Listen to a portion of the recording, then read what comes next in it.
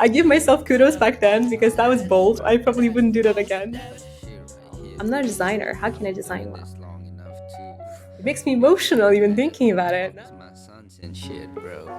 Footprints, man. And we've been planning this for Hi, a I'm while Steve Duke, now. and this is the Two Roads podcast. Today on the show, I have Serafima Sergeeva. So, who is Serafima? Well, she's a product designer at the tech company Intercom, and she lives in Dublin now, but she originally grew up in Russia, and she's had a super interesting life. She's worked as a barista, an air hostess, a QA engineer, before finding her home as a designer. And she's also lived in many countries across the world. She's moved to the US from Russia when she was only 18, and she spent time traveling around Asia and Europe, working remotely in her 20s, and has had a ton of experiences from all of that time traveling and living in different places around the world. On this episode, you'll hear about why she feels that she has found belonging working as a designer and what she really enjoys about her job, how to break into design and get your first job as a junior designer, which I know is a really challenging thing to do. And the tips that she has are actually very applicable to any new industry that you're trying to break into. Her top tips for learning anything new from scratch. We also talk about her struggles after being laid off and the very practical steps that she took to really turn her life around in only like 5 or 6 months. And finally, we talk about the one question that Serafima asks her friends in order to come up with a great weekend plan. I love this one, and I'm actually starting to use this question myself in my own life. Serafima is extremely open about the highs and lows of her career. When we see somebody in our dream job, it's very easy for us to think that it was all smooth sailing for them. We look at their LinkedIn, we see that they go from one job to the next job to the next job, and they all look like dream paths, dream moves. And we think that they're somehow very different to us. But that's rarely the case. No one's LinkedIn profile is going to show all the jobs they applied for and never got, all the cold emails that they sent and never heard back from.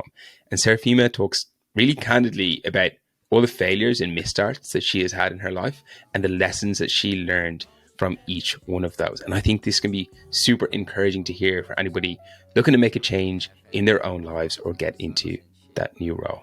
If you want more help building a life you love, finding a job that you get meaning and purpose from, finding work that you genuinely enjoy, then go follow me on socials. On LinkedIn, you can just get my personal account. It's Steve Duke. On Instagram, it's at 2RoadsPod. But for now, I hope you enjoy my chat with Serafima Sergeeva. Let's get into it. Take it away. Your time now. Serafima, thanks for joining me on the show. Thanks for having me, Steve. Did you grow up in Russia as a kid? Yes. I was born and grew up there, yeah. So when you were a kid, what did you want to be when you grew up? This question was never really asked of me, interestingly. So the only question that I got asked, who do you think you get to be when you grow up? Meaning that all of my parents, all the adults in the room, were undergoing through this kind of USSR times collapsing, and they had to find jobs that did not intentionally was something that they wanted to do. So yeah, it was the question of like, what skills do you have? Do you think that will lead you to a certain path?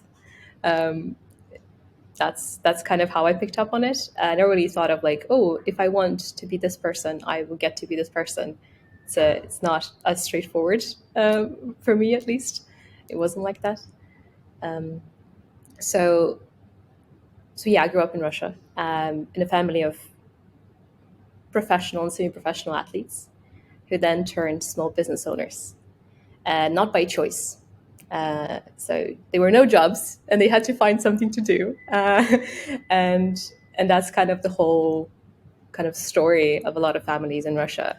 You would find, and so my mom was a hairdresser, and then she later funded her own hair salon. My dad was he was sewing pretty well, and he did that for a little while. Then he founded his own like little grocery store. So yeah, it's a story of kind of make your own path for my parents that I think I've adopted later on. I feel like we should get your parents on the show as a guest maybe someday. 100%. you know this. You know, I when we saw each other last, I told you about my mom a little bit and how she ended up in a whole different country altogether, doing something entirely different. So yeah, there's a definitely inspirational story of how you can turn your life around when you're in your 50s. So 100% an inspiration. So that people are aware, like, what is it that you do now? Like, where do you live? Can you kind of fill people in on kind of what your current situation is? Sure. So I'm a digital product designer. I live and work in Dublin, Ireland.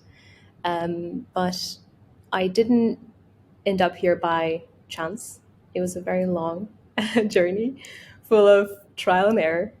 And I'd love to get you there because I think it's an important step in everyone's life to kind of figure it out, what you're good at, what you can be paid for, you know, what the world needs, and so on, so that you land in that place and find yourself belonging, as opposed to always searching for answers. And that perpetual cycle isn't really good for long term. Um, so yeah, I always wanted to try different things. So growing up, I've tried a bunch of different sports, a bunch of different learning, trying different languages. Then kind of finding myself graduating high school and not knowing what I wanted to do.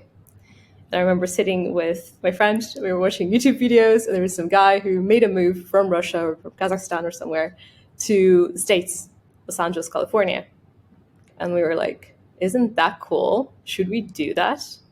So yeah, and I remember being young. I was like, we should totally do this. So What age were you? I was 17, 18.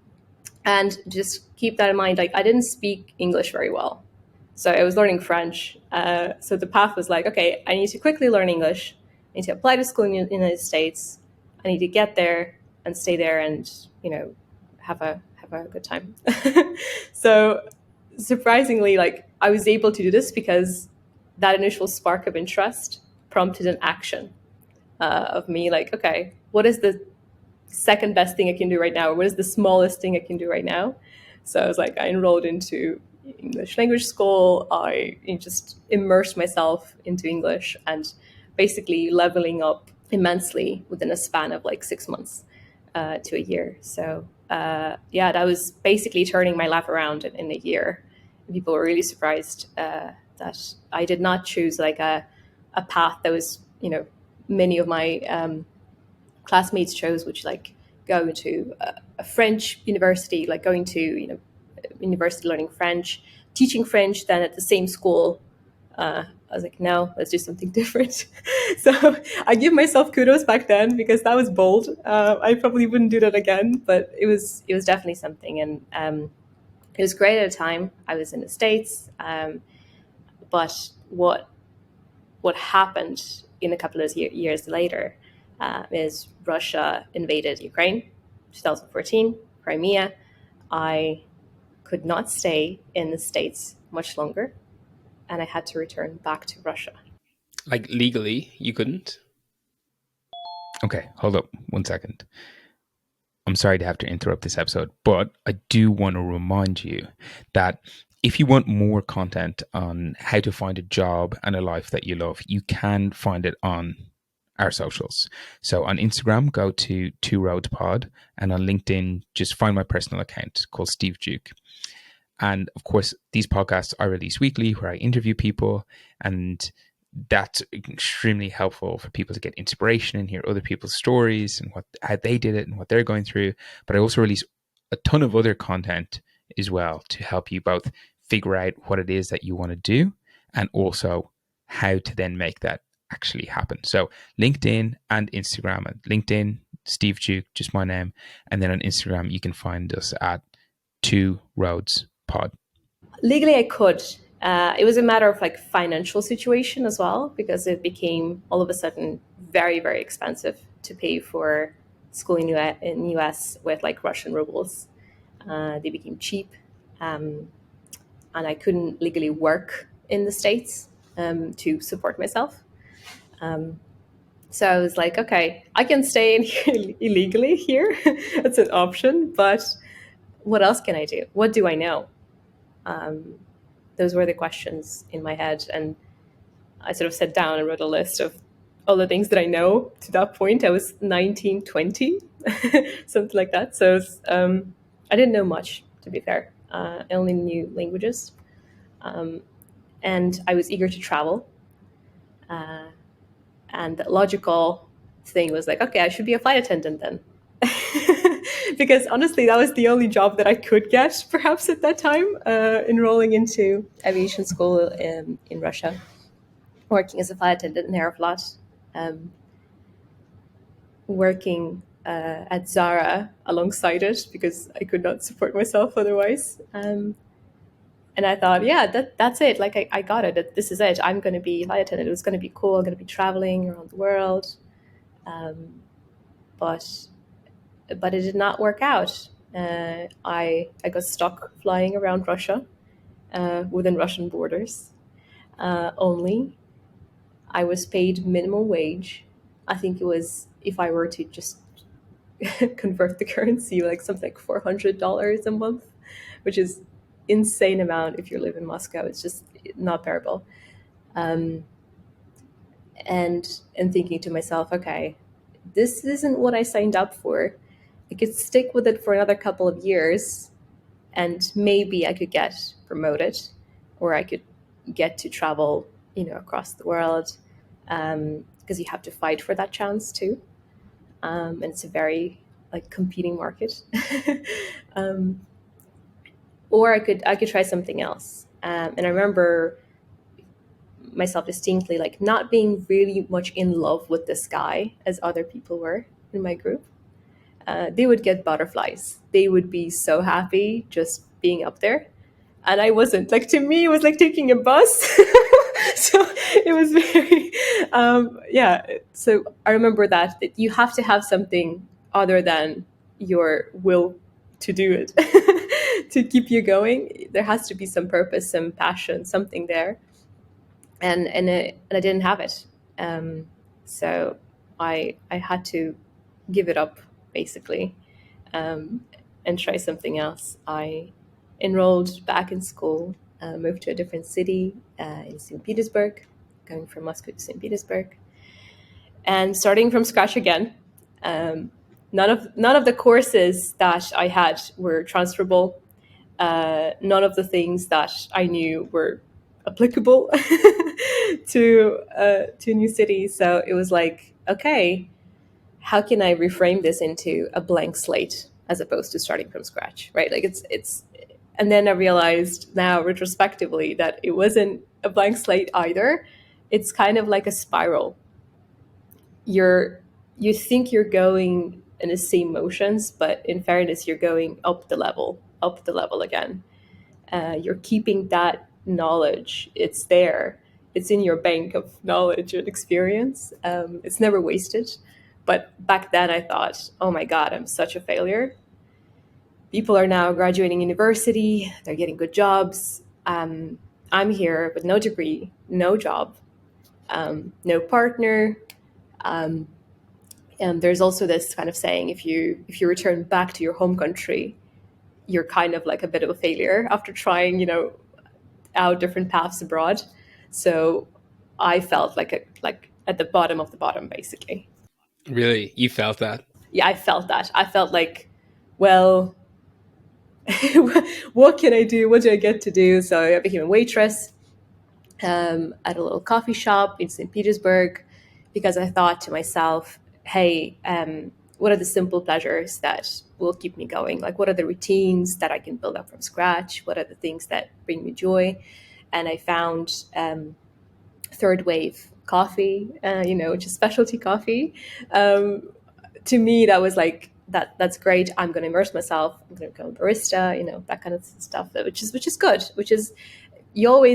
I always now think that if something doesn't work out, I can do it. Like, I can be a barista, I can be a waitress, and it's not a big deal. It's not a complete failure. It will get me through times, and it's good. So I was working in this nice coffee shop, and I remember people coming in with their laptops in the middle of the day, getting expensive coffees, and just sitting there, chilling, looking out the window and being like, yeah, life is great. And I remember being super stressed out about rent and, payments and so on. And I look at them and there's this one guy and he's like super chilled and happy. And I'm like, something's up with him. He knows something I don't. So I come up to him and say, hey, I see you come here often. So I'm just curious, what do you do? And he's like, I'm a software developer. I work remotely. I have a few clients. So I'm kind of a digital nomad. I don't stay in one place for long. I travel. And I was like, what the hell is digital nomad back then? It's like, I don't know. It wasn't that big at a time. It was pre-pandemic, all the before it was cool. Before it was cool, kind of, yeah. So and I was like, okay, I like that kind of energy. I remember distinctly, I was like, we should talk more. What was it that you liked about it? Do you know what? I really liked the lifestyle. The fact that you're not tied to one place. You seemed very happy as well, which is a very big indicator. In many professions, you see people that are not really satisfied. They're not happy. They're not smiling. They're not taking, life to its fullest. And here's this guy, like, no matter what he does, like, I'm just curious what he does so that he's so happy sitting there. So it definitely, the energy is contagious. So later we became boyfriend and girlfriend. No way. That's a nice story. Yes, I basically initiated, yes, and I said, okay, like, so what is it that you do exactly? Like, tell me, just what does the space look like? Are there any jobs? Is someone hiring? I remember being like absolutely shameless at that stage because what else can you lose? I was already at the rock bottom in my head. And he introduced me to the world of tech, which is a big word at a time. Nobody in my group of people that I spoke to in my community had this line of work. And I remember trying out being a QA tester first. So a QA tester, for those of you who don't know, it's a quality assurance. It's a person who is testing the software, is testing the apps, clicking a bunch of different things and seeing if it performs the way it should. It looked like a simple enough entry level job that I could get into, but I realized that my strengths and my skill sets were not really aligned to that. If you want to progress in that role, if you want to get into this a bit more, you have to have a technical mindset. You have to have a very notorious detail oriented structure to solving problems. And it's like, okay, I'm not really that type of person. So I knew that I'm not that type of person, right? Like I had kind of this is no-go for me. At that time, I had a big pile of no-go and a very small pile of things that I actually liked. And design was one of them, but it was a very broad design term. What did that mean for you at that point? Do you know when you come into, let's say, a coffee shop, right, or somewhere, you're like, oh, this space looks very interesting, very welcoming. And then you start to kind of analyze this, like, oh, what makes it interesting? Or you see a flyer and you ask yourself, oh, like, this is a very interesting flyer. What makes it so great? And I remember picking myself with these kind of types of things. And there's interior design, right? There's landscape design. And I always loved it. And I could not understand that it's all connected together. It felt like a bunch of different fields that have nothing in common. And then later I found out, but just broadly, design is solving problems in a visual way and communicating patterns, and it's all connected. It is all about the same skills, but just applied in a different direction. So yeah, I've tried being a QA tester, and then I learned a little bit of front end, trying to see if I could be a developer, just like my boyfriend at a time. And it did not work out then. I think it would have worked out now, knowing what I know. But again, but why do you say that? I think it's just there is this imposter syndrome that exists when you're trying to break into something very difficult, something you've never tried before. And people weren't really helpful at the time. Internet wasn't so big on giving you the pathways to do something. I was kind of trying a few different things, it wouldn't work, and I would abandon it. I think now it's kind of like you can do it. Like with enough dedication, you can just you will smash it. Yeah, there's no excuses really. No excuses, yeah. And I thought, well, I'm this designer person. Maybe I'm like this artist. Maybe I'm artistic. I like languages. So who am I to go into front end, or into coding space, which I think definitely held me back. I wouldn't hold myself back now, and I actually don't. So that's good. And I do say it now to people if they think that coding is too difficult or design is too artistic. Like those are limiting beliefs that are holding you back. You should try it. You should follow the curiosity more than your beliefs that have no base, no founding base, right? There's nothing behind these statements. How do you know it's true? I think it's a really good point, because also anything that you pick up for the first time is probably going to feel a bit difficult. And if you're just going to like give it up the second that you feel like annoyed with it, then you're never really going to get very far. Like you can look at the best programmer, like the best designer, they didn't open up their laptop on day one and know how to do everything, and everything was just a breeze and super easy for them. Like they struggled just as much as like you might when you pick up something for the first time. But you just got to push through. But you're right. Like if you have this belief that like, oh no, like I can't do it, or this feels hard, therefore I'm terrible at it, then it's going to hold you back from ever pushing through to the point where you can actually start to get good at it. Because I think with most skills, it's like you just need to break over that hump where you start to improve at a rate that it also becomes enjoyable. Because it can be with anything, like learning an instrument, learning a language, learning design, whatever else it is. It's like it's always really tough at the start, but if you can just get to that point where you learn a little bit and then you get that like moment where you're like, oh, that's awesome, like I made it, or I played the tune, or I did the thing, and then you get that reward, then you kind of get this like reinforcing loop going, and once you're there, you're great. But I think a lot of people, and I've done it like dozens of times, have like given up before you reach that like hump. 100%. Yeah. Yes. I think there's also a sense of like perfectionism. Like you see something that was done by a person who's dedicated years to it, and you kind of expect as a newbie to kind of get it done in a 2-day period. Like that's just not realistic, and you have to understand that. I had to understand that back then, that I'm for what I know, where I'm at, I'm doing great. Like what tactics are there to help people get over that hump, right? Like other than just knowing and recognizing that you're not going to be amazing from day one, do you think there's anything else people can do so that they don't get like discouraged early on in like picking up like a new skill or a new capability? This is a very good question. I remember my parents and my grandma would say the rule of three, rule of thirds. But it was about, one day it feels great, second day it feels meh, not bad, not good, and third day it really sucks. As long as you have these 3 days and they're kind of in the loop, it's not always sucking and it's not always great.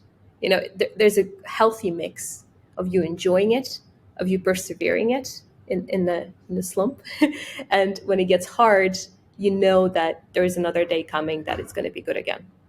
So that was the loop from sport that I think was interesting in terms of it does take grit, right? It does, and it also takes passion. So they have to coexist. Otherwise, it's not sustainable in the long run. I think it's a good point. I'm also trying to think of like answers to that question that I asked you for myself, and one that I'm maybe thinking of is to like focus on process goals instead of like outcome goals. So like that's something that I've been trying a lot this year. So it's like, one big focus for me has been to improve my writing, right? So if my goal is like, okay, this week I'm going to write an incredible essay, And then I get to, Thursday or Friday, and I haven't cracked it yet. And I think the essay is like not that good. I'm going to feel really, really discouraged about that. Because that's like an outcome goal. And like, I can't control whether the essay is incredible or not. Like, that's not within my control. But a process goal would be, okay, every day I'm going to sit down and I'm going to write for 30 minutes. And that's non-negotiable. That's 100% in my control. I can decide that I sit down for 30 minutes and I write. And then at the end of the week, I can say whether I did it or not. And then the outcome is actually less important. And if you do that, like if you have that process goal and you do that for a week and you do that for 2 weeks, 3 weeks, and you build up, like eventually you're going to become a better writer and you're going to write nice essays. But it takes away that pressure of like having to produce the outcome, which I think is especially important, like, early days and picking up a new skill, especially when it doesn't matter, right? Like, it's not like I'm writing for work, right? So it doesn't matter whether I write a great essay or a crap essay. What matters is whether I actually do the thing that's going to make me better over the long term. Yeah. I think maybe there's also another one, which is like a personality based one. When you're kind of like, well, I'm not a writer. How can I, write well? I'm not a designer. How can I design well? So what if you adopt this personality? What if you are a writer? What does writer do? Right? They sit down and dedicate the 30 minutes to write every day. Right? If I'm a designer, what do designers do? Where do they hang out? What do they listen to? I love this. And I think that was very major for me in terms of doing other things too. So I'm not a runner, for example, but I was like, okay, if I were a runner, what would I do? This is how I ended up on the running path as well. But there's definitely something to this personality-based one, kind of approach that I think sticks with you in the long term and allows you to change your perception of how things should be. I agree. Have you read the book Atomic Habits? Yes, great book. Yeah. Yeah, so I think that's one of the big things in that is like to assume the personality of like the habits that you want to adopt, because exactly as you say, if I could say, oh, I want to eat really, really well and work out every day. Okay, great. Like, that's very ambitious. One of the best ways to get there is if I say, well, I'm an athlete. I assume that personality as an athlete. And then if you get put like a big slice of chocolate cake in front of your face, you're not saying, oh, do I want the chocolate cake? Should I eat it? Should I not? You're saying, well, would an athlete do this?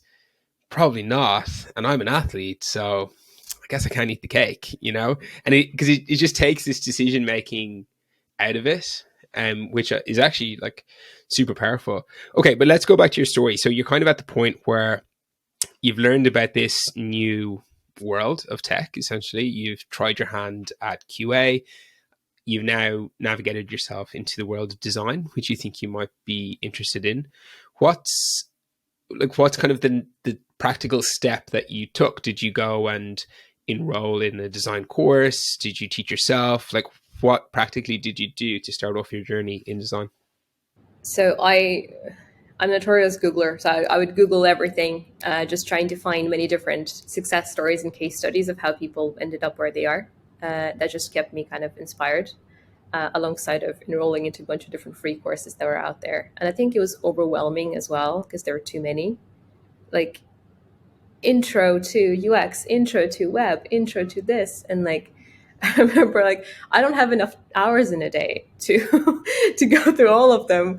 How do I pick and choose? And I remember just trying to find people in the industry and trying to speak to them directly, which was definitely helpful. So I'm a huge person for like cold emailing, just asking people like, oh, do you know somebody who's in design? Do you know somebody who's in digital design? Do you know somebody in digital design who works for X company? Or, like trying to narrow down your search into something very specific and tangible, that also inspires you. So it's like, it's a bit of a stretch goal, like maybe in a couple of years, but have your mind there, right? It has to be inspiring. It has to be a bit further out. So I found a person who's traveling, working remotely, which was a goal for me at the time. And he was a digital designer, digital product designer. He was doing it for 5 years, give it or take. I reached out to him and said, hey, I want to do what you do. So what skills do you think I need to learn? Because I have a list here. Do you think it's applicable? I have a list of books here. Do you think they're applicable? And I remember him saying, like, actually, no, none of these are applicable. And I was like, whoa, okay, that's good. That's good. Tell me more. So, and I spoke to a bunch of other people too. And what I ended up doing is there's this, it used to be a great challenge in the Dribble community, people who know, is to have a daily UI challenge. You just have to have UIs that you produce, design and produce daily and publish it online. And I just enrolled myself into that challenge. I remember reading a bunch of books about design, trying to understand the concepts that were people referencing online. And then I just decided to anchor myself to types of companies that I would want to work for that have great design. So they usually will tell you all about their work because they're trying to hire as well. And that was great. I was anchoring myself towards Yandex, which is the biggest kind of like Google of Russia format. I was like, okay, these guys seem to know what they're doing. Let me see how did they do it? Who are the people who work there? So yeah, and at the time, my boyfriend said, "Hey, do you want to travel and do design alongside it?" I said, "Yeah, sure, but I have to make money somehow." um, and what I ended up doing is learning website builder tools, like Squarespace. There's equivalents of them. There are a bunch of them, and just designed a bunch of different pages for people for a very, very small amount of money. So that I could just afford the baseline traveling, like the cheapest travel that you can possibly have. So, and we were traveling for a while across Southeast Asia. I was producing those designs through website builders. I was kind of anchoring myself towards this, design for like a bigger company or more complex design, talking to people, practicing. I remember interviewing for experience. I remember interviewing for rejection, not experience, for rejection, so that I could get feedback. So if you have to be good enough to get into the door, obviously, right? But then almost always junior and designers and intern designers would have a design task that they have to do. And if they do them well, or okay-ish, but not so good that they get hired, they would get feedback. So I would find those companies that I would obviously was looking for a job, but I knew that I probably wouldn't get one until later. So I would get feedback. Yeah, I did get feedback through, I think I've done, I don't know if I could tell you, like 20 to 30 different design tasks, which would take a day or two, so that I could get feedback on them. And it's a lot of time investment, and I understand that. But I think early in your career, you're learning. You should be optimizing for learning, not earning. So, and I was okay with that. The experience itself was great. So then there's an interesting twist to my story. My boyfriend got an offer for a job in Dublin, Ireland. So he made a move. I stayed in Moscow at the time. It was my first official design job. I was thrilled. 3 months later, the company sells the tech that they use to a different company. They basically lay off all the people who were working for that product area, and I end up with no job again. And I was like, okay. And at that time, I was actually pretty inspired, to be honest. I was like, okay, I got a foot in the door. I know what the inside of it looks like. I think I can figure out. Once you get over the first job in the industry that you want to get into, it's just easier from there. And you have to tell yourself that. And how did you know at that point that this was something that you wanted to do? Like, why was it that you felt inspired by it versus, say, like the other roles that you had that you knew weren't for you long term? I just, I think the sheer amount of possibilities and opportunities in that space was very inspiring. I saw a lot of people who are way smarter than me do great work, which was great for my personal development because I wanted to be around them. I saw that you can really impact something with your work. If you work hard enough and with passion, you can actually produce amazing results. You can build great products. You can create amazing experiences. You can improve business metrics. You can, you know, impact people in their daily life. And I was like, wow, that's magic, right? It sounds like magic. So yeah, there's a lot of that, but obviously you have to get the skills to do that kind of magic. Yeah, for sure. And so, I want to pick back up on kind of the story of where you are after the company that you joined. Like 3 months later, they lay everybody off. But before I go into that, like, there's two kind of questions that I have for you that are specifically relevant to people who are either getting into design or who are junior designers, because I've known a lot of people over the last couple of years who either wanted to move into this space or have. And I think the two questions that they have is, like, one is, how do I learn? So should they go and do a course, or should they be self-taught, kind of like you were? That's kind of the first big question that they have. And then the second one is, like, how the hell do I get my first job? Because it seems so hard for a junior designer to get a first job. I'm sure that you talk to people who are in similar stages, and I would imagine they have the same two questions. Maybe I'm wrong. What's the advice that you give to people for both of those? So the first one, like, okay, I think I'm interested in design. Should I study? How do I learn? And then the second one is like, okay, I have basic skills. I'm a junior designer, but I need a job. How do I get a job? Yeah, it's a very good question. I'm actually currently mentoring folks through a platform, agplist.org, and I help my cousin to break into design from medical field. So I know firsthand what it's like, kind of helping people get there.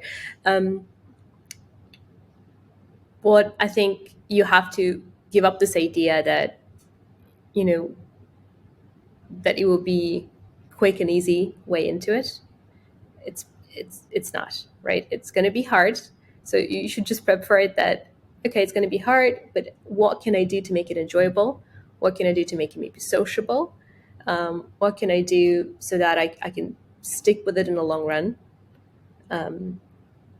That would be my focus on it, right? So just keep the momentum going for as long as you can possibly have. And with that traction, with enough design work, with enough people you've spoken to, with enough cold emails you've sent out to, there will be an opportunity and you just use it. So I think that's what I say you should do. Because I see a lot of people who would send 3 job requests, 5 job requests, and be like, well, my portfolio is great, so just waiting for a reply, or sending 5, but always thinking about their portfolio work. Is it not good enough? Like, you've sent 5, you should do 100, man. like that's what you should be focusing on, is the basic conversion funnel, right?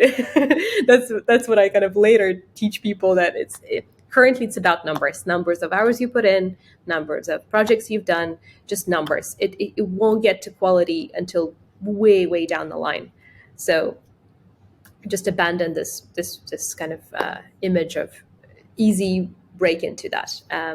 Think of it as like a quick, like, challenge, like, embrace the the quest, of it, that you're a hero in your story, and there are challenges and you're overcoming them, and you're kind of, this is a first level, you get to second level, and think of it, so that it energizes you. So that would be my first one, right? So and I think people are kind of, sometimes they commit to an idea that I want to work for this company and no other company, and that's it. That's like my goal. And if it doesn't work out, they kind of feel defeated. And I don't think they should. I think it's okay to say, hey, not now. Let me focus on my craft. Let me focus on whatever it is that I need to learn, and come back to it. And that was my journey. with the company Intercom, because I moved to, we kind of paused this story, but I then joined my husband. I got married and joined my husband in Dublin, and kind of started my design career again from scratch, sort of. And that's when I just blasted all the cold emails like I knew I need to do. I went to a bunch of interviews, all that got sorted, and I got my first job here that later, turned into another opportunity with bigger pay, and then it turned into like another opportunity. And people, Dublin is an interesting space because the tech scene is kind of small, so people know each other, and I would say world of tech is actually smaller than you think it is in general. So don't be afraid to reach out to people. Don't be afraid to say hi, because you never know, down the line you'll have this person interviewing you, and they'll remember something from way back in the day, that you said something cool, or you asked a question, or you were in that meetup, and that's what happened to me. So I got rejected for a job at Intercom early on, and a few years later, I got the job, and the interview was such a breeze because I knew the panel from way back in a day, or from some kind of activity or something. So this is empowering because it's the connections that you build, it's the skills that you build, it's all coming together with time. 100%. I think that's such a great lesson. And it's tough because like nobody wants to wait, right? Like I'm the same, like I'm impatient, like I'd much rather get it now if I could. But if you're willing to invest in things with like that view of like, hey, this conversation, I mightn't get anything out of it today or this year or next year or for fucking 5 years. But in 6 years' time, when that person is hiring or when I'm hiring and I've built this relationship with them, like, wouldn't that be great? Wouldn't it be so much easier if I already know this person, if they already know me? Because like, I think the reality is that is how a lot of jobs get filled, right? If that's all that you're looking for, how a lot of jobs get filled is like, well, hey, I know that person, right? So like, I'm going to refer them. I'll get them past like the CV stage, which is the hardest part of any job application. And then, gee, if you know the people on the panel, then that's obviously even better, right? Of course, you still need to perform. You still need to do a good job. But like, you know yourself, I know myself, like from interviewing people, if you know somebody for a very, very long time, that decision on whether to hire them is like so much more de-risked versus like the person that you've, maybe never heard of. And they could be a great candidate, but if the other person has shown to you over years that they can do great work and that they're a good person and they're trustworthy and they're hardworking and everything else, like that's just worth so much more. So I think that idea of like investing in the long term is like super powerful. I think it's also people underestimate the power of human connection in whatever they're doing. So, and I've learned this in a hard way as well. So I think that people are like, okay, hard skills, resume, kind of portfolio, that applying for jobs, all of this is great. But I think like being human and all that journey, and through finding a job, looking for a job, helping other people, trying to build connections that go beyond just small talk, I think is very, very powerful, because those are the things that you will get away from your job too.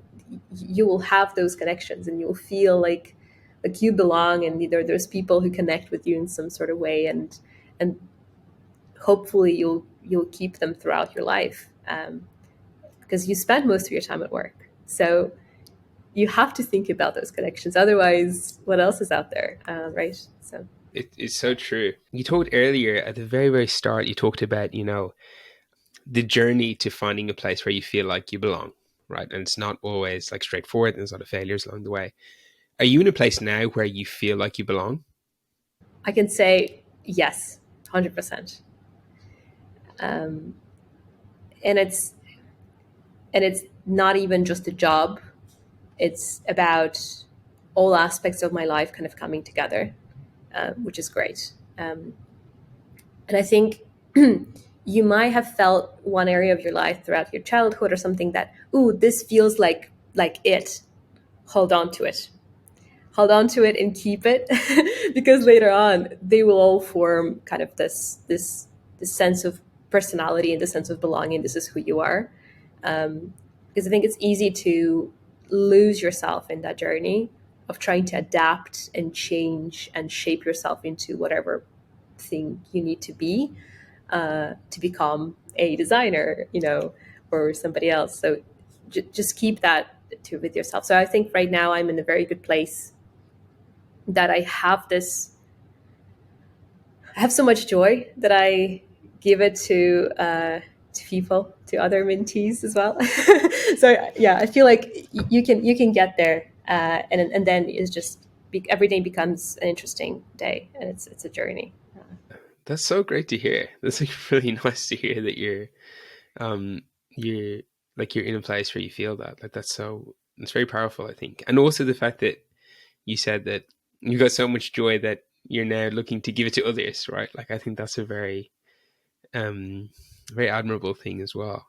I want to talk about your time at Wayflyer. So that's how like we like got to know each other. So for people who don't know, Wayflyer was still is. It's like a fintech company. So it was a startup. Myself and Serafima joined pretty early days, roughly around the same time. There's maybe less than 15 people, I would say, in the company at the time. And the company grew from like 15 to 500 over a number of years. And so if anybody's ever worked in a startup, especially one that's gone through that sort of growth, it's like super intense. Everybody works really hard. It's a lot of fun, but it's also a lot of pressure. And also what can happen is that you can wrap a lot of your identity up with your work. Because if you're spending a lot of time with work, especially if it's going well, if you're doing well, if you're getting promoted, if your work is going good, you can start to feel like this is your thing. Also, this happened in the middle of COVID. So there wasn't much else going on. So it was very easy to wrap your whole identity up with work. Is that something that you found that a lot of your kind of identity or self-worth or whatever else was coming from your work at that point? Yes, to an unhealthy extent for sure. I remember being super happy and excited to work. I remember thinking about work before and after. I remember recruiting my friends to join me in a startup. And by then, it just felt like a cult. So, and I ended up recruiting my husband to join, the software developer. So yeah, that's definitely a cult. Did you get a referral fee?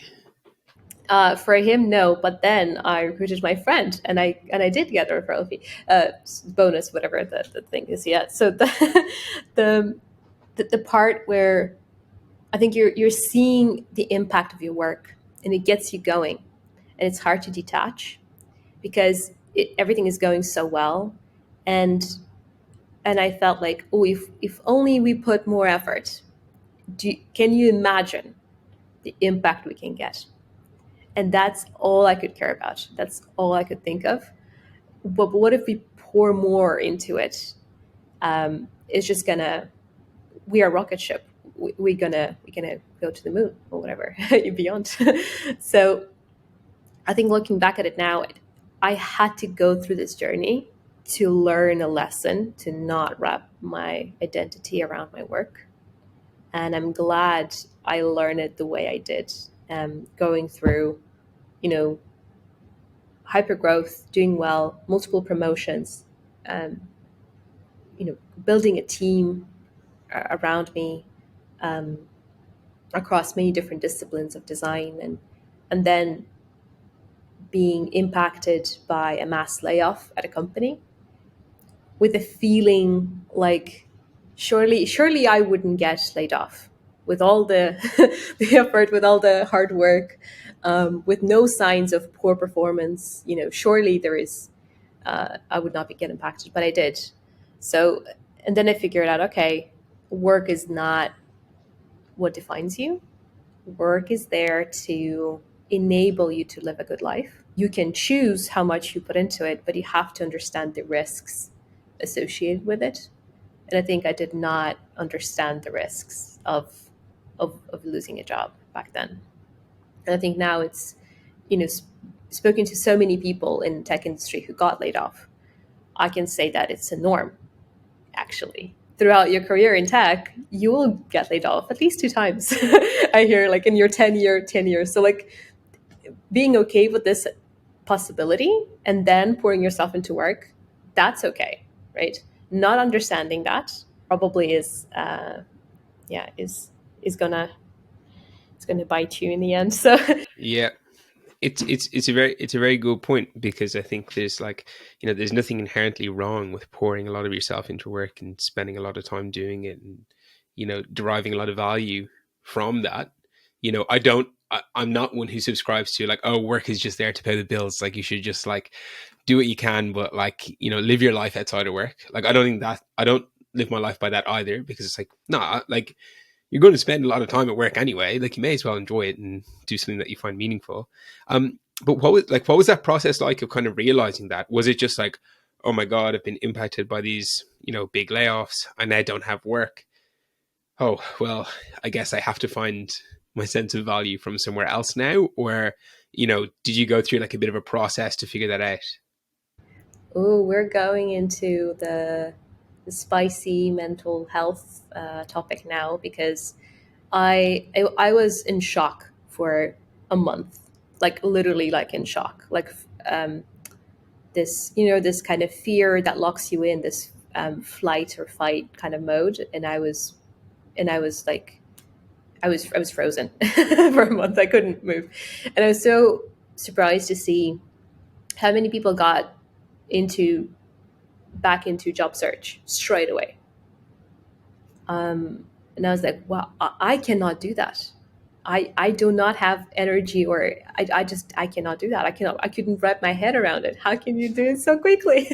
So, and I think it's those people who did not have identity wrapped around their work, who had an easier transition. And those of us who did, I think struggled. And myself personally, I've gone through this very kind of dark period of, like, soul searching again, only to, the reason why is because it was kind of a last nail in the coffin, going from pandemic, working hard, high pressure environment. My personal relationships were not going well. My the war started between Russia invaded Ukraine, so that was impacting me. My parents got divorced. My dad got a heart attack. So all of that was like boom, boom, boom, boom, boom, boom, boom, and then layoff, and then layoff, and I was like, I just need to lay down. I just need to lay. I'm like, now I'm in a downward spiral, and this is my asana. So yeah, this was difficult, and I remember I booked a trip to London a month ahead, or like prior to this event, right? And I was meant to sit with a dog and a cat, like a pet sitting, when you're staying in someone's house and look after their pets. So it's already booked out. I have to go. And I feel very, very bad. Like, I feel like I just want to lay there and do nothing. I decided to go anyway and see how it will work out. And it was such a nice experience, because you have to have something to do. You have to have a little commitment, like walking a dog, showering, making something to eat, because that is the traction, that is the momentum. It has to keep you, not spiraling down. I found myself in, I cannot diagnose, because I'm not a medical person, right? I cannot diagnose myself with depression, but I definitely had depressive episodes of, like, I don't know what's going on. How can I continue to live my life and enjoy it? Did not seem possible at the time. Bear in mind, it was not a long time ago. So it was literally beginning of this year that this is how recent it is, and how amazing the transformation can be in such a short period of time. So I've read a bunch of different books, and I watched amazing documentary Stutz on Netflix. For those of you who don't know, I definitely recommend it. It's by Jonah Hill talking with his psychologist and psychoanalyst, and it was basically, if you feel bad, just take a look at, take care of your body, have a good enough sleep, eat, have some movement. Most of your symptoms of really, really depressive episode will go away if you do this enough times, right? If you just take care of that. Clean food, sleep, exercise. I was like, okay, that's all I have to do. That's I can do that. This is a very minimal threshold of effort. I can sustain it. And in a month, I was feeling so much better. I was ready to get medicated to feel better because I couldn't bear it. So yeah, a month later, I feel better. I feel like, okay, I can now not look for a job, no. But I was like, okay, I can now have a think, with a clear head, with not feeling like everything is so bad. What can I do with my life? What do I enjoy doing? How can I bring a little moments of inspiration back? This is how I discovered running. And this is how I went for short 10-minute, 20-minute, very easy runs, and how it led me to running my first 10K in 2 months' time, which was massive. And that later led me to run my first half marathon. Small steps, like such small steps. Like, think about them, and those are so significant. Like, if you compare me running half marathon right now and me back in the beginning of the year going for 10-minute run, that 10-minute run was harder. I kid you not, it was hard. It was so much harder. And just, imagine that it will get easier. it will be enjoyable. You will run alongside your friend in a half marathon and have a conversation with them. How, like, it seems impossible, and it's only 6 months time, right? Like, just, it's only within you, and you just have to kind of uncover that bit by bit. That's really great. I think, like, I imagine if I told you in January of this year that you were going to run a half marathon in like 5 months' time, you probably would have told me I was pretty crazy. And I would be, that I would be working at Intercom, that I would be there. It's hard to believe, but I think it's the fact that I focused on myself rather than external things that would, I guess kept me going, and that I can recommend to anyone to just do that. So I gotta say, like, it's a pretty inspiring story, right? I think, like, the hard thing for people is to take that very first step, because that's a step that you really don't want to take, and like, you've no energy for it, like, you've no motivation for it, whatever else. Like, is there anything that can make that step easier for people, if people are in kind of that place where, like, they probably know they should do it, they know they should look after their bodies or do some exercise or do something like that, but like, it's just really tough, like, and people say to them, it's like, oh, you should just do this. It's like, oh yeah, I fucking know I should, but like, I really don't want to. Like, I don't have that energy, or I don't have that motivation. I have to state this because it's not obvious to some people, and it wasn't obvious to myself. After you get enough sleep, good food, and you're not feeling like laying down, you feel like little glimpses of curiosity, and you can feel that, like, you're reaching towards your phone, you're looking for that dopamine hit or something, right? You're craving something. So in that moment, just pause yourself and be like, what is the smallest thing, tiniest little thing I can do that could get me in a better state? And if you know it's exercise, don't go running as fast as you can for half an hour. No, that's not the point. Like, prepare your sports gear, right? Don't go yet. Prepare sports gear. Next day, you feel the traction. Okay, put on that, put on the sports gear and just go outside and think, okay, what route I want to take. Okay, I figured out the route. You can go. That's the job. You've done the job. You should feel good. That's a very small step, and you took it. Good. You don't have to do it anymore. If you feel like doing it, though, you can do it. Don't take it too far, because that's what's going to happen. If you go too hard, straight up, you'll feel burnt out. You'll feel like you've lost energy. You feel like, that's, I give it all and I feel pain. That's not what it's supposed to do. You're supposed to take small steps, make them enjoyable. So in my scenario, I planned the routes that I want to take for a 10-minute run. I, put my favorite playlist on. I cannot stop talking about Nike Running Club app because it really, brought me to this state of like, you're a rock star, you're a superstar of actually just coming today for a run, like just doing it. That's what makes you great. Like, you already done that job. So like, you showed up. That's the purpose of this, right? You showed up for yourself. I think people are kind of like taking all this effort for granted. They shouldn't. And I think coming from a person who's like, I felt the lowest of the low, I can tell you that even showing up for yourself for a run, for a short run, is a huge achievement. And do you know the funny thing? Like when you're running a half marathon, like you just started running, and people already tell you, "Well done." I at first I thought they're joking, like they're sarcastically telling me, "Well done." I just started, but I now understand it's because you've been training for that half marathon, and you did show up. So well done.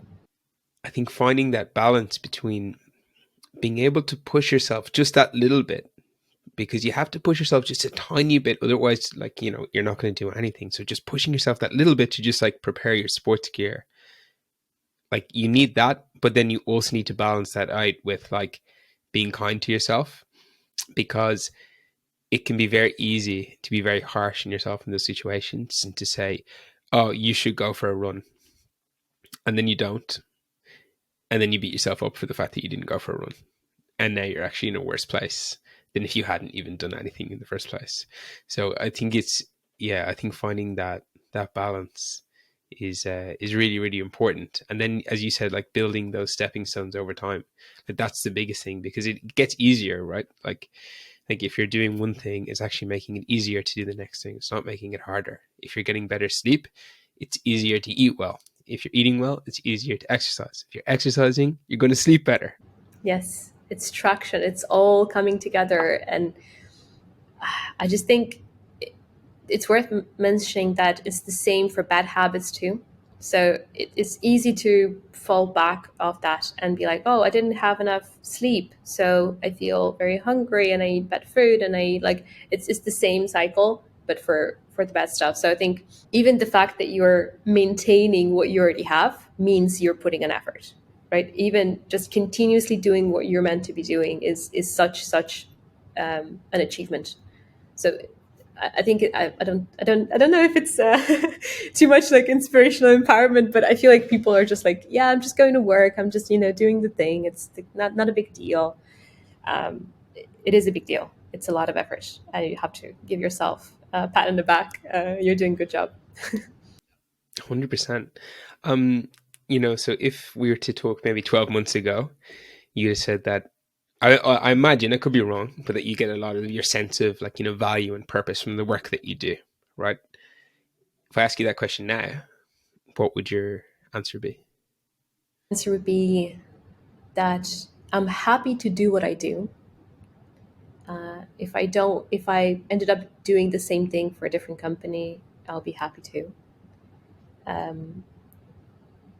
It's I guess, people around me matter. Something that I probably would not have said to you a year ago. I was taking all of this for granted. So, yeah, I would tell you that just doing things that you find inspiration, that challenge you, is what matters, not the job title, not the company on your resume. And it's the people you work with, people you build stuff with, that matter. Something that I did not realize a year ago. So that would be my answer, I guess. Yeah. And, outside of work, I'm always interested to hear of what people do, either to get, either just for fun, like for joy, or for a sense of community or connectiveness or connectedness, or for a sense of like purpose and meaning, right? You've obviously taken up running in the last 6 months, and you seem to be obsessed with that, which is amazing. Is there anything else that you do outside of work, like when you're at the weekend? Like, what is it that you really look forward to doing that you're like, oh, I can't wait to go and do that, because it always makes me so happy? So what I ended up doing is creating a bucket list of experiences. I created a bucket list. I was like, okay, wouldn't it be cool if I played tennis every week during the summer, because I can, and it's also free. There are free courts out there. You can just get a racket. You can invite your friend and play tennis. That's what I did over the weekend. I said, okay, so what are the things I've never tried but I've always wanted to, but I felt like I never had enough time, or you had to get planned. Can I just add it to my bucket list first, just to put it in my bucket list? So I had this idea of like, I want to sit down with a bunch of friends, have a picnic in the park, and like draw, like plein air, draw like sculpture or something. It felt so fancy for some reason, but it's so easy. And I did. I reached out to my friends and said, hey, would you like to do this? And they said, yes, hell yeah, let's do this. And they brought all the stuff needed for like painting and so on. We had like kombucha, we were playing music. And I was like, it was so easy. Why did I overthink this? Why did they think it was so hard? You just like, you have this idea, just put it there, straight up. And like reaching out to friends and be like, so do you have any plans? What do you want to do? Like, what are the things that you always wanted to do? And I think it was so freeing, this kind of notion that it doesn't have to be hard to have a good time. Like you can just and chill out, and like it can also be free, and it doesn't have to cost the earth and so on. But if you really want it to cost the earth, like you can go on an extravagant travels as well. I've done sailing with my mom, which is interesting. So it's kind of like your bucket list is something that you wish you had done, right, by the time that you're old or something. Yeah, yeah, 100%. That's great though, because it's like, I love the idea that it doesn't have to be massive things. Of course it can be, right? I've got a bucket list, but the unfortunate reality is that like I'm taking one, max two of those off a year, because otherwise I'd be broke, right? Or I just don't have the time. Like they're big things, and I do want to do them, and like I will do them, but like I love this idea of like having small things, right? Like just new things that you can go and do, because like you can do them this weekend. And that idea of like, it doesn't have to be hard, right? Like this does not need to be a big deal. Like I can go and do this. It's a bit different. I also love the idea of like just asking other people, right? Because I think one, you're also outsourcing your planning, which is kind of nice. But like also you can get a lot of joy from like doing something that another person really, really wants to do. Like you kind of like absorb the joy off of them. And I think that's like a really nice gift to give to your friend. Just like, hey, is there anything you've always wanted to do, but you've never done? Like, let's go do it this weekend. That's a really cool idea. I like that. And you'll be such like people will be thankful that you've asked them that question, because many times they've never asked themselves that. They kind of felt like they had to have permission for some reason or something, like special occasion, a birthday. Like no, like you can just do it. Like I give you permission, let's go. So that was yeah. I went bouldering. Like I didn't know I could boulder. Like what the hell? Because my colleague is like, yeah, I'm into bouldering. And like, why didn't you tell me? Why didn't you say so? Right? Like it's so easy to form these things, but I guess you have to be open for them too, because it's like taking those thoughts of like, oh, but what if I don't have the skills, or what if it's too like whatever to thing that you have in your mind. Just understand that the thing is blocking you from having a good time, from enjoying your life, from getting the best out of your day. Yeah. Yeah, 100%. I'm gonna do it. I'm gonna do it for this weekend. So what is the thing yeah, what is the thing? For me, oh, I don't know. I need to think about it. You're right. Like I've never even asked myself that question. Like if I was to do one thing this weekend, what would it be? Um, I don't know. I don't know. Like I don't have a specific one, but I think it would be something like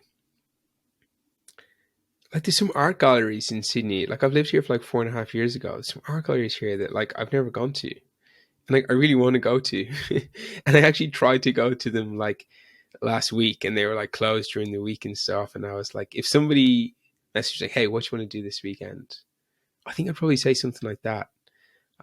Yeah, something more like, something that would have kind of like an inspirational or like creative bent to it, I think is what I'd want to do. But it's a great question. Yeah, like you'd have to think about it, right? Which makes it a good question. It's like if I had the answer off the top of my head, then like I probably would have done it already, right? So yeah, okay, that's my new favorite question. I'm going to have to go and ask a lot of people that.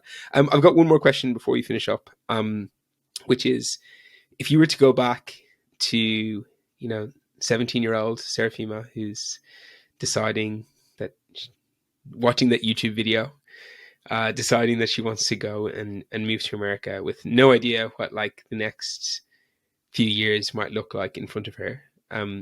What would you say to her? Oof, it makes me emotional even thinking about it. Now that you said it, wow. I would say you're much more capable than you think you are. You have to give it a go. Don't be afraid to fail. That seems like pretty good advice. Serafima, thank you so much for coming on. I really, really enjoyed this chat. Like, I feel bad. I worked for you with you for so many years. I didn't know 90% of your own story, which yeah, I feel really bad about. And I'm like, okay, now I gotta. If ever I'm working with people, I need to sit them down and have a proper conversation with them and hear where they've come from and what they've done and all the different paths that they've gone on, because there's so much more to a person than like what you're seeing, when you're working together or on Zoom for a few hours every day. So yeah, thank you so much. I found it super inspirational. I learned a lot. I really appreciate it. Thank you so much for having me. It's been really a pleasure. Take it away. Your time now.